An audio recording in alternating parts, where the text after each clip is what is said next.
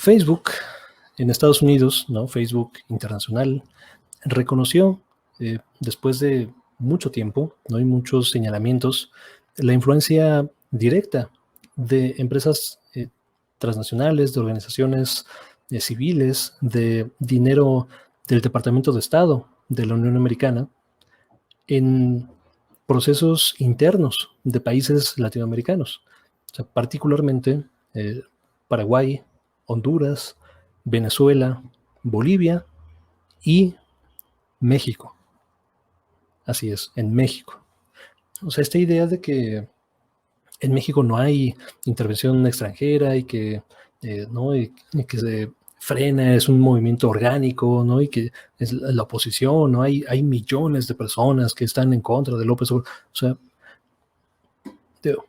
¿no? Con ciertos matices, evidentemente hay razones por las cuales estar inconforme con el gobierno de López Obrador, particularmente el tema de seguridad, me parece una cuestión absolutamente legítima para discutir, para reclamarle, para levantarse, o sea, para hacer marchas y organizarse en contra de la falta de respuesta sobre estos temas, ¿no? de López Obrador, pero o sea, de eso a decir que la mayoría de mexicanos está en contra de López Obrador y que lo que se manifiesta en redes sociales es una consecuencia directa de este orgánico malestar, ¿no? En contra del presidente. O sea, es una cuestión, pues francamente, que no atiende necesariamente a la realidad, ¿no? Esta es una investigación de Julián Macías Tobar, que él es director de Pandemia Digital y, si no me recuerdo, creador también de esta organización que busca básicamente no quebrar estos mitos y rastrear las distintas formas de actividad en las redes sociales, particularmente Facebook y Twitter, que son las que para las que existen herramientas más sofisticadas para rastrear conductas, rastrear hashtags, rastrear redes, ¿no? de complicidad y de retweets y tal, y encontró esto de acá, ¿no? Dice, bombazo. Facebook detecta una red de desinformación a favor del gobierno golpista de Bolivia y contra los gobiernos de Venezuela y México, ligada a CLS Strategies, que gastó 3.6 millones de dólares, vinculada con Atlantic Council, que esta es una organización que preside, ¿no? José María Aznar, expresidente de España, una figura de ultraderecha, o sea, de ultraderecha liberal en el sentido del liberalismo económico, no del libre mercado, heredero ciertamente de la tradición franquista, o sea, literalmente, su familia, su árbol genealógico se traza hacia hacia ese hilo de la Organización de Estados Americanos, que evidentemente fue una pieza central en el golpe de Estado de Bolivia. Aquí lo hemos mencionado en más de una ocasión. O sea, se pueden, ¿no? O sea, pueden checar el historial de este canal, lo hemos mencionado repetidamente, o sea, incluso el New York Times, ya, o sea, para que el New York Times diga, bueno, pues la verdad es que sí, pues había inconsistencias en el reporte de la OEA y pues la verdad es que no había mucha evidencia de manipulación y golpe, quizás sí fue un golpe de Estado, o sea, no dijo golpe de Estado como tal, pero yo sí lo digo, porque si me estás diciendo que la principal fuente, ¿no? que declaraba fraude electoral por parte del gobierno de Bolivia se equivocó, entonces no hubo fraude, ¿no? Entonces el ejército lo corrió, o sea, de forma ilegal. ¿Y cómo se llama cuando el ejército corre a un presidente? O sea, es la definición académica, o sea, del librito, ¿no? De un golpe de Estado. Entonces, por supuesto que fue un golpe de Estado.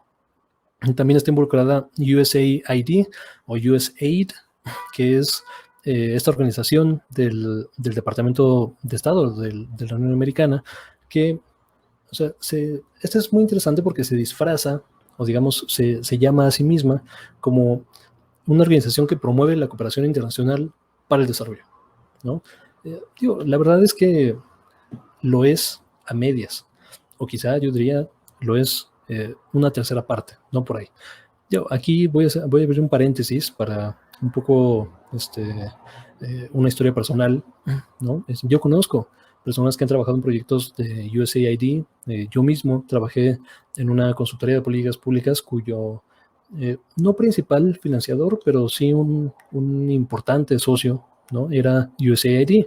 Y digo, tengo que decir que o sea, había proyectos cuyo beneficio era desproporcionadamente para México, o sea, observatorios ciudadanos, cuestiones de rastreo de amenazas de derechos humanos, o sea, cosas que potencialmente y materialmente beneficiaban, o sea, a la sociedad mexicana, o sea, hay que decirlo, pero otros que más bien atendían una lógica del beneficio posible con los Estados Unidos, ¿no? La creación de una comisión binacional, ¿no? En temas de comercio, por ejemplo, que hoy día sigue vigente, el análisis o la evaluación de proyectos como la Iniciativa Mérida. O sea, a mí me tocó estar en esa cuestión, digo, y vi cosas que, o sea, digo, la verdad es que no sé si puedo decir, o sea, no si puedo decir el detalle como tal, porque digo, hay contratos de confidencialidad y tienen, yo no, la verdad es que no me acuerdo cuánto era la vigencia de ese acuerdo de confidencialidad, pero por sí o por no, pues no, mejor no damos detalles de ese tipo de cuestiones. Bueno, y Atlas Network, ¿no? Atlas Network es una asociación de asociaciones, es una red de asociaciones que promueven, digo, en el fondo ellos le llaman temas de libertad, ¿no? Y de justicia y de mercados justos, ¿no? O sea, este tipo de eufemismos que no son otra cosa que liberalización de mercados, ¿no? Y de políticas neoliberales. O sea, hay que decirlo, ¿no? Con todas sus letras. Tío, vamos a ver un extracto del reporte. Este es el reporte. Bueno, este es el resumen del reporte. El reporte no se puede consultar acá abajo, el reporte detallado, pero vamos a ver un poco de lo que dicen, ¿no? El objetivo de este reporte este es un reporte de agosto, o sea, ¿no? Muy, muy reciente, donde en los últimos 3 años hemos compartido nuestros descubrimientos sobre el comportamiento inauténtico coordinado que hemos detectado y removido de nuestras plataformas. Como parte de nuestros reportes recurrentes, compartimos información sobre las redes que bajamos a lo largo de un mes para facilitar que las personas vean nuestro progreso en un solo lugar. Entonces, el reporte de actividad inauténtica y de las páginas que han bajado de Facebook, de su misma plataforma, por conducta inapropiada, ¿no? En este caso, pues, la interferencia ¿no? Con elecciones. Y vamos a ver exactamente, ¿no? Dice, en Rusia removimos 13 cuentas, tal. En Estados Unidos removimos 55 cuentas de Facebook, 42 páginas. Por cierto, las páginas tenían más de 100,000 seguidores cada una, o sea, no eran páginas pequeñas. Y 36 cuentas de Instagram ligadas a CLS Strategies, ¿no? Que es lo que estamos viendo acá, CLS Strategies. Una firma de comunicación estratégica basada en los Estados Unidos. Esta red se enfocó principalmente en Venezuela y también en México y Bolivia. Detectamos actividad como parte de nuestra investigación proactiva sobre sospechas de comportamiento inauténtico coordinado en la región. Esto es bien importante. Comportamiento inauténtico coordinado. Estos no son accidentes, estos no son cuestiones orgánicas, son un ataque como tal, coordinado, hacia las democracias. Pues, o sea, puedes ¿no? decirlo como sea, pero ese es en el fondo lo que está sucediendo, ¿no? en esta cuestión. Aquí, ¿no? Se menciona, por ejemplo, uno de los directores de CLS es Firestein, ¿no? Creo que Feierstein, o no sé cómo se llama. Si alguien no sabe más de fonética, me puede decir en los comentarios. Pero bueno, él fue digamos, el subadministrador, o sea, fue un alto funcionario en USAID, ¿no? Esta agencia de la que ya platicamos, ¿no? Aquí está. Director adjunto de esa agencia. Digo, no vamos a ver exactamente todos los datos. Recomiendo mucho leer este hilo, o sea, da mucha información. Y bueno, para el caso mexicano, vale la pena reconocer que, por ejemplo, ¿dónde está? Bueno, aquí está el tema de Guaidó, el tema de Bolivia ya lo pasamos. Para el caso mexicano, Julián Macías Tobar, no director de esta estrategia, analizó el hashtag Vete Ya, no AMLO Vete Ya, y comentaba las conexiones internacionales del movimiento anti-AMLO, ¿no? Estas son las cuentas beneficiadas, ¿no? Tumbaburros, el Frena oficial y la Grenitas o Greñitas, no sé, digo, esa cuenta la verdad no lo conozco, pero uno de los beneficiarios también es Carlos Loret de Mola. O sea, cuidado con los paralelismos que vemos actualmente, ¿no? Con esta plataforma que, según ellos, ¿no? Es ciudadana, es orgánica, de Latin Us o Latin US o Latinus, no sé cómo prefieren que se les diga, o quizá es un juego de palabras con estas cuestiones. Pero digo, cuando López Obrador cuestiona, nos dice, no, pues ¿quién pompó? ¿No? Pues, ¿de dónde sale esa lana, cabrón? En un sketch lo haces con un set de un avión presidencial, digo, evidentemente no lo hicieron dentro de un avión, pero o sea, se parece mucho a un avión presidencial. En otro, un set es, no, parece el de la conferencia matutina, ¿no? Tienes un set grandote donde entrevistas a personajes como Felipe, o sea, ¿de dónde sale todo eso, cabrón? Y digo, no es descabellado empezar a preguntarse, ¿no? Y a cuestionarse todos los nexos internacionales con este tipo de cuestiones, ¿no? Bueno, este es de nuevo el senador Marco Rubio, que es uno de los encargados digo, es senador de Florida, pero es también asesor de política exterior de los Estados Unidos, y esto, digo, es importante mencionarlo porque su enfoque es Latinoamérica, ¿no? Y su enfoque es básicamente los golpes de Estado.